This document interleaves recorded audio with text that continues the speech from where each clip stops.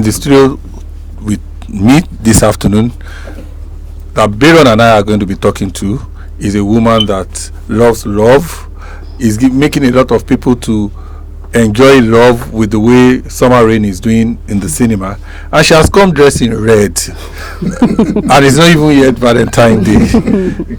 I have in the studio Adenike Adebayo Esho.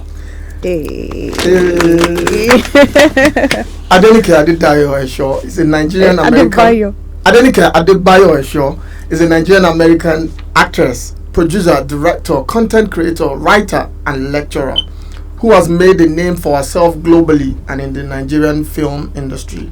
Adenike was born in November 1989. She is a graduate of Bowen City University. Bowen City University, and graduated in 2009. She also earned a Juris Doctor in Law from the Oklahoma City University School of Law. She is known as a renowned storyteller who engages a narrative with joyful narration of life. Adenike has made her film directorial debut with Chemistry. She also announced the release of a new film, which is in cinema, Summer Rain, in partnership with Ogumola Company and Imagine Media Studio. She is also known to have produced the popular web series 360 with Abby.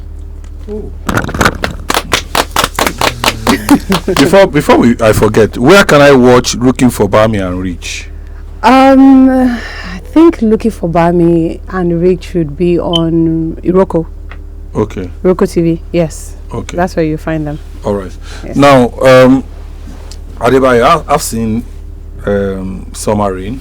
I saw it on Friday. Yes. When it opened in the cinema. Yes. And my question is this: is the movie a true life story, or is something that you just sat down to? Yeah, it's definitely not a true life story, and I've had quite a number of people ask me that if Summer Rain is a true life story, if it's my experience that I wrote. No, it's just by inspiration that the story came about. Okay. Is it possible that experiences of people you've met over time, or just fictitious? I mean, it's possible, like I would always say, I was a teenager once, we were all teenagers once. We all lived these lives, growing up, the excitement of, knowing the opposite gender, be it the girl, the guy, certain experiences here and there. But is it one person's story placed into one? No, it isn't. Okay. I saw that you and Boraji came together into partnership to make the movie. Yes. And I'd like to ask this. I know Boraji to be a very, very good actress. I'm one of our biggest fan. Oh, great. And I'd like to ask, was Boraji casting Boraji to play the lead? Did it have effect on the other people you had to now cast in the movie? In what sense? Like casting her as the lead actress in this film, like did it impact casting the other characters? No, because when I wrote the story, I knew there were certain characters I knew I wanted. Like there were certain actors I knew I wanted. In fact, I had just written the story when I said to Daniel that we hadn't even scripted it. I just written out the story when I said to Daniel, I have something I'm working on, I'm going to call you. We had just finished working on Chemistry together, like just the day before, so it was quite caught off guard, like the one we should say we never edit out, but I was really excited about it. So I knew I wanted Daniel. I knew even before Bolaji came on board as a co-producer, I knew I wanted her to play the character she played in the film. Likewise, a couple of other characters on the project as well. So what about Genevieve? No, Genevieve, we had to talk. That character we had to talk about, not in terms of whether we were going to cast Genevieve or not, but in terms of who was going to play the character. Genevieve was a brilliant decision. Phenomenal actress, one of the best decisions we made for the film. Were you actively involved in casting? Oh, of course, I co-produced it. I wrote the story, co-produced, I directed, went through post-production, all the shebang. Yeah, so, yeah, and my production studios is Imagine Media Studios, so. Okay, because I know that there are people who produce but leave it to the casting director to just do his or her job? That's why I asked. Oh, right. I mean, I'm a good casting director myself. You know, sir, you've seen the film, and one of the best compliments we've gotten is in terms of casting. Like, it's just everybody just delivered. You know, brilliant acting. That's why I always say to people, if you don't take anything away from this film, you are going to enjoy the acting because it's just brilliant. Is it your first time in cinema? Yes, first time in cinema. What's your experience like so far? God, I beg.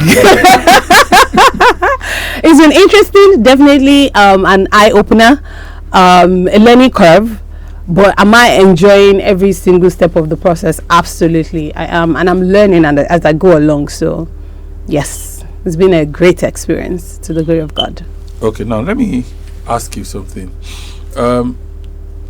Why did you choose to make a love story? Well, like I said, the story came to me by inspiration, so there's that. The second thing is I enjoy telling love stories. I just, you know, because it's also a genre I typically enjoy watching, and I just feel that, you know, there is a touch that I can give to love stories that can make them believable, you know, and make them have high rewatch value. You know, I'm not trying to change anything in the industry or anything. I'm just trying to do this thing with the Adenike touch, you know, and I just feel like when I tell my own love stories, there's a way I'm able to come at it such that people really enjoy it and they want to watch it over and over again, which is something that's very important to me. You know, I love to tell stories that and direct films that people 5 years down the line, people will still go back and say, oh, that film, I need to watch it again, because I feel like that about certain projects as well. So I want people to have that feeling after seeing my film. Okay, you had your first, was it the web series first or the chemistry? No, the web series first. That was a long time ago. So when, after you shot your web series and you had people like our last guest, Michael, you know, on set, and few other known faces, and you had good reviews from people, and I mean the numbers that watched, that viewed, shows that quite a number of people liked the film. Now morphing into, you know, the full length film for streaming platforms or cinema, what changed for you? Did anything change? Were there things you had to do differently because you're probably not doing a web series anymore? Right. 360 with Abby was a learning curve. That was actually my first full-on production with my studios, Imagine Media Studios. So I mean, when I think back on it now, I don't know who sent me, because directing and producing a series is wild, especially when you're doing it by yourself. So that was a major learning curve for me. I learned a lot of things. If I were to do it again now, definitely I would make better decisions now. But I also felt like at the time the story that needed to be told for 360 with Abby was a series, it wasn't a feature. And so when I got the story for Chemistry, which again came to me as an inspiration. Now Chemistry was partly my own story of this person, that person that I heard. I'd done a YouTube video on my YouTube channel where I talked about my wedding night experience, and then everybody started coming in and saying, oh, this happened to me and that happened to me. And so, you know, that story came about and I felt ready to make Chemistry. So that was like that was what launched my journey into feature films. Okay, sorry. You had something in law, and now School of Law. How did producing, how did film even get into the mix in the first place? I mean, so my undergrad degree was in communications. I studied communications, and you know, I had always been this person that loved the creative. So in Nollywood specifically, I started out reviewing films actually as a movie reviewer. Yes. Yes. Now I get you know, now you get it. You know, so I've always now you know where. I've always loved movies and films and Nollywood. You know, I've always been a champion of Nollywood. You know, whether I was in the country or not. And I started out reviewing movies because I just really enjoy talking about films. I can go hours just talking about Nollywood, so that was how I started into the industry, before taking a couple of classes myself, learning, and I'm still taking, in fact I'm currently in a master class on directing right now, learning myself, improving myself, and saying, what, I think I want to do this, so I went through a program, and then I made my first short film, which was my first production. That's Stanwa. It's also on YouTube as well, and that was what launched me into the filmmaking career. So I've always wanted to tell stories. I just needed to find my path to today. Okay, I see that you make a lot of love story. Am I right? Yes, I do. And does that mean that you like love and you're very romantic? I like to think so. I love love. I feel like love is never going to go out of fashion. God is love. The basis of our lives is, we are grounded in love. So I feel like no matter where the world goes, people say, oh my gosh, another romantic, it's love story. But our daily lives, we are experiencing love one way or another. So it is, as long as the world exists, love will always be a part of our lives. So it's just one of the many means I've chosen to express myself. Do you think Nigerian men are romantic? Absolutely. My husband is Nigerian and it's romantic. You schooled abroad? I schooled, yes, here and abroad. Yes. Comparing what you know and with foreign men and Nigerian men, how will you? A lot of people think Nigerian men are really not romantic. I think I always wanted to marry a Nigerian, actually. So no, I'm not saying that. Why did you marry? No, I understand. I'm just asking you because, for example, also a lot of top Nigerian professionals are now saying they can't marry Nigerian women again. Why? Victor Osimhen said he didn't marry a Nigerian woman Why? Because all the Nigerian women he was liking and he was toasting, they were all after his money. Oh, okay. Victor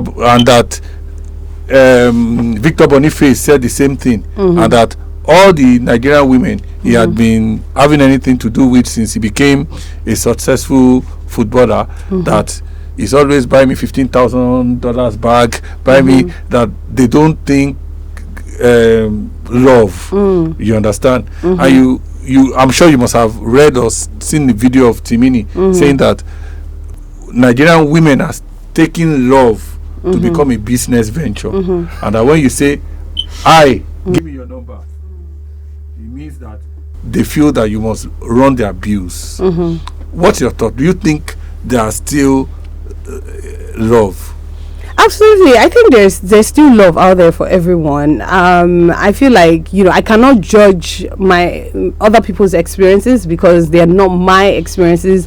So Timini has experienced what he has experienced. I'm not asking you to judge. I'm just asking you. I'm saying. I'm just asking you to look at society. For example, I'll tell you that when I was growing up, when I was looking for a wife or I wanted to get married, the way women think then, or young girls think then, I have a lot of staffs or a lot of people that young people I work with. I've seen young people tell you that I can't even date a guy that doesn't have a car. But that used not to be a thinking. I've watched video and I see young girls say, I can't date a guy that does not live on the island. You understand? So I'm asking now, with the ideas that you see and the things that you see, what do you still think that love exists? Absolutely. So this, I completely understand your question, sir. So what I am saying is that just as everybody is free to want what they want. Everybody is free to desire whatever they desire. I never judge people that say you must have 10 houses in Banana Island. Good for you. Go and find him. You must have 20 cars before I can marry him. Okay, great. Go and find him. Do you understand? Because likewise, there are people that will tell you, even if he doesn't have a car, it's fine by me. So I'm saying that, just as there are this seemingly multitude of women on their side that want this and this and this and are placing all these unreasonable demands on men, there are also all these women on this side that are still, that their demands are not as high and their expectations are not as high. So it is left for you to separate the wheat from the chaff and just find a way to find the person that you want. So what I was saying in terms of other people's experiences, that I cannot judge, because I'm not Timini. I did not experience it as Timini. I am the woman. Do you understand? So that is his experience. That's unfortunate. But does that mean that there are no women out there, that every single woman out there now, they are all gold diggers? And no, that's not fair to just completely say, oh, every woman. But again, that still doesn't invalidate Timini's experience as well. Do you understand what I'm saying? What's love to you? God is love. Love is patient. Love is kind. Love is unconditional. Love has no expectations. Love does it without expecting a return. Love is unrelenting. Love is loyalty. Love is commitment. A lot of people believe that Nigerian men cannot stick to one woman. And a lot of Nigerian men explain it that African men are polygamous in nature. Are we? You understand? Mm-hmm. What's your opinion about this?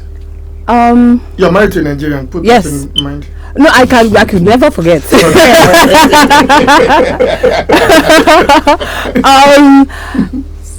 I don't think it's a Nigerian man thing. I think because we know polygamy to be something that our forefathers actively engaged in, makes it seem like, oh, it's just a Nigerian man thing. I think men generally just and it's the same way, like just as good exists in a man, bad exists in a man. So it depends on, so even the greatest, the best person in this world, depends on that part of yourself you decide to cultivate and develop and focus on, and you just repress the other sides as well. That's why you might see someone, you say this one did something bad, you say, I can't believe that person did it. He's human. Even the Bible says that the heart of man is desperately wicked. Do you understand what I'm saying? So it's human nature to be this or to be that. It just depends on how you develop yourself, how you grow yourself, and what you say you want to stand for, what you're committed to. So I don't think it's a Nigerian thing. I think it's a human thing. One thing I like about you is that you are really answering my question like a lawyer. You always know how to wiggle out of this. That's what I like about you. No, I'm not trying to wiggle out. I'm not that old, but I've just learned that, I'll say it in English, but in Yoruba they'll say that in koto kojusie and koselomi, which means that what is facing you is backing someone else. So I've learned not to invalidate people's experiences or choices, because I am not them. I'm not living their lives, so I don't judge people for what they do. Before I allow you to tell me why I should go to the cinema to watch Summer Rain, yeah, I'll ask you. You are Yoruba. Why are you not doing Yoruba movies? I want to do Yoruba film. Like the way I want to do Yoruba film, and I know a lot of in the Yoruba aspect of Nollywood. I know a lot of actors and actresses in Yoruba. So it's just that by the time I do it, I'll know that what's a film. Let's talk about Summer Rain. Yes. Why should I go and watch? It's very tough in Nigeria today. So why should I remember that when I watched it with my colleague last week, when I gave them my ATM, by the time I saw the alert, it was 19,950 for two of us. So why should I spend so much money to watch the movie?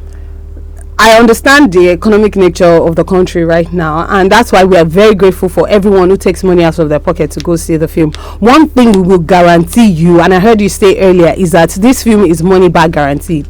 Do you understand? Like, I would hit my chest and say to you that if you watch this film and you don't enjoy it, or you're not entertained, or you're leaving that hall and you're feeling frustrated, like, they just stole my money, DM me and you get your money back. But with Summer Rain, and to the glory of God, no one has ever asked for the money back. Everyone leaves with smiles on their faces. You need to distress. You need something that's just going to help you forget. Just give those 2 hours to this film, enjoy it, and I promise you it will be money well spent. Okay. Well, my last question, which I want you to answer in 30 seconds. Okay.